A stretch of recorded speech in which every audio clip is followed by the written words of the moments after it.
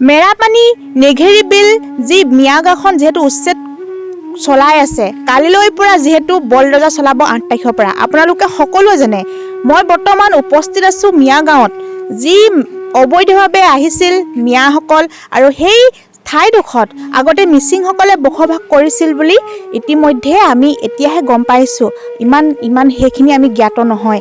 যিহেতু মিয়া গাঁৱত থকা মিয়াসকলে অবৈধভাৱে যিহেতু তাত আছিল, সেই ৰাজ্যিক চৰকাৰ নিৰ্দেশ মৰ্মে যে সেই ঠাইডোখৰ মানে উচ্ছেদ কৰিব, কালিলৈ পৰা মানে বলদজা চলাব, আৰু ইতিমধ্যে আমাক ঘোষণা কৰিলে যে তাত কিছু মানুহ সোমাব দিয়া নহ'ব।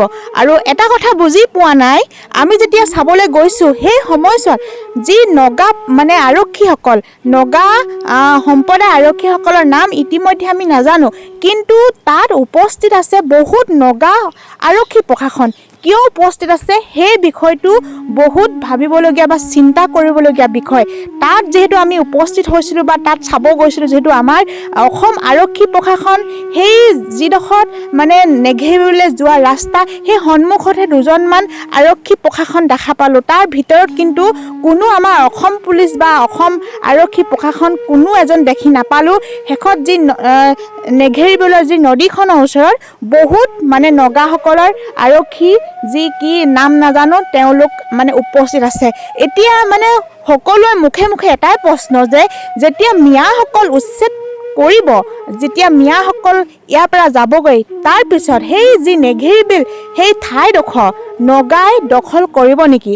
আমাৰ যি মেৰাপানী অঞ্চলত যি আমি দয়াং বনাঞ্চলত বসবাস কৰোঁ, আমি সীমান্তৱৰ্তী অঞ্চলত যিহেতু থাকোঁ, আমি যেতিয়া আমাৰ বহুত মানে মাটিক লৈ বহুত নগাৰ হুলস্থুল পৰিৱেশ সৃষ্টি হয়।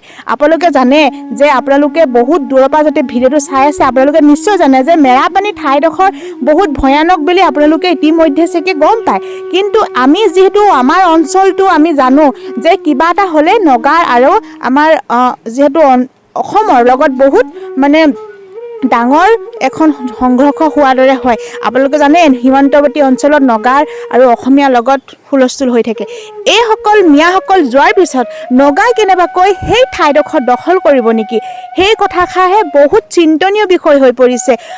ভাল পাইছোঁ যে অসমৰ মুখ্যমন্ত্ৰী হিমন্ত বিশ্ব শৰ্মা ডাঙৰীয়াই যে আমাৰ যি অসমৰ মাটি বেদখল কৰিছে, সেই মিয়াসকল উচ্ছেদ চলাইছে, ভাল পাইছোঁ, চেলুট দিছোঁ, আপোনালোকক ছাপোৰ্ট কৰিছোঁ। কিন্তু যিডোখৰ মাটি, যি নেঘেৰি বিল অঞ্চলৰ সেই মাটিডোখৰ নগাই কেনেবাকৈ দখল কৰিব নেকি? কাৰণ সেই কথাখিনি এতিয়া আমাৰ গাঁৱৰ ওচৰ চুবুৰীয়া মুখে মুখে নগাই ল'ব নেকি মাটিডোখৰ, নগাই দখল কৰিব নেকি?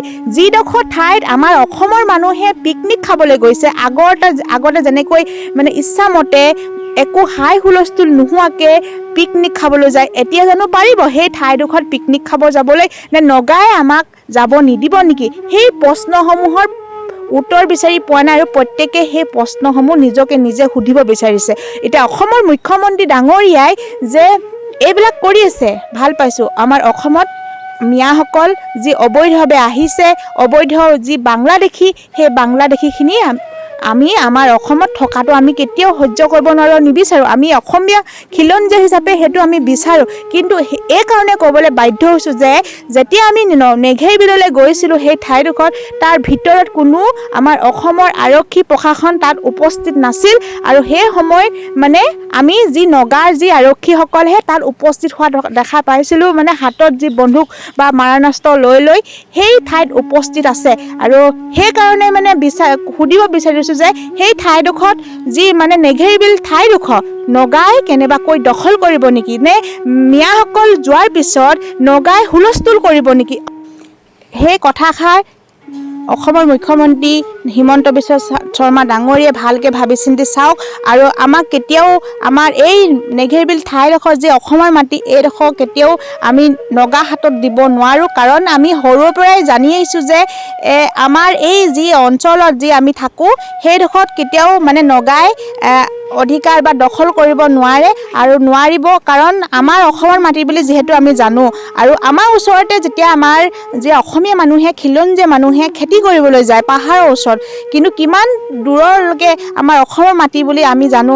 যেতিয়া খেতি কৰিবলৈ যায়, যেতিয়া খেতি ৰোৱা সময়ত তেতিয়া নগাই ঠিকে থাকে, যেতিয়া ধানটো কাটিব সময়ত নগাই আমাৰ অসমীয়া মানুহক নি পইচা ডিমাণ্ড কৰে যে আপোনালোকৰ ল'ৰাক বা আপোনালোকৰ মানুহজনক আমুক লাখ পইচা দিলেহে আমি উলিয়াই দিম বা আপোনালোকৰ হাতলৈ গতাই দিম। তেনেকৈ আমাৰ নিজ ওচৰতে এনেকুৱা ডাঙৰ ডাঙৰ ঘটনা দেখা পাইছোঁ।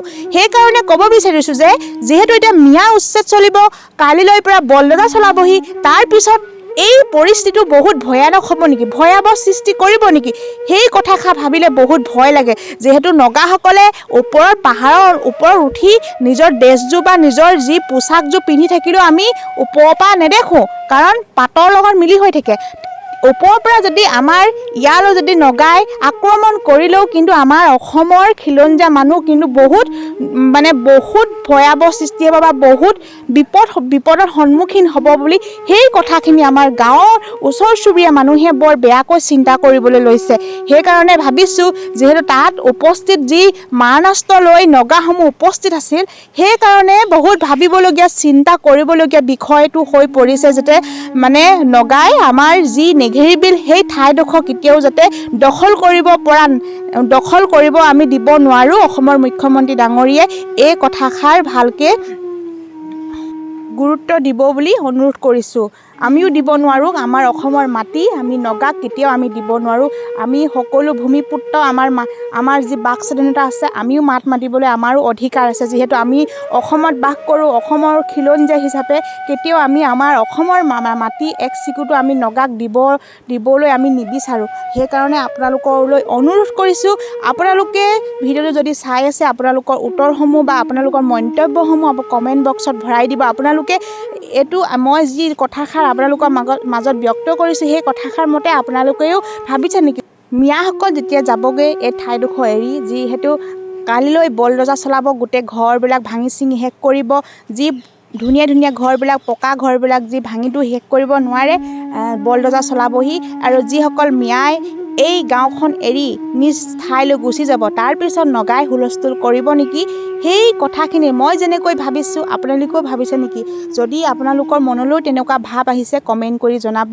আমি কি কৰা উচিত, কি কৰা অনুচিত, আৰু মুখ্যমন্ত্ৰী ডাঙৰীয়ালৈ আমি কি বাৰ্তা দিব বিচাৰোঁ, আৰু আপোনালোকে কি ক'ব বিচাৰে মুখ্যমন্ত্ৰী ডাঙৰীয়াক?